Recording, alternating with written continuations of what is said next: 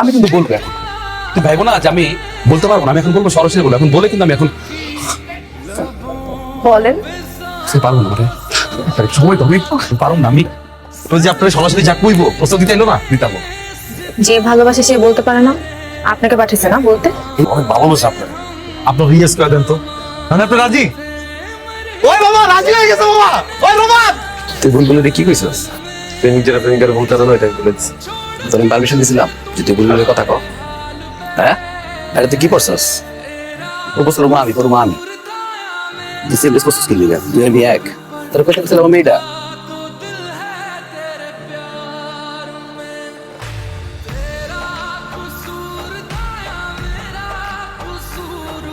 কি প্লাস্টিক তো আসা হয়েছে না, কানলেও হোসেনরে পাওয়া যাবে না।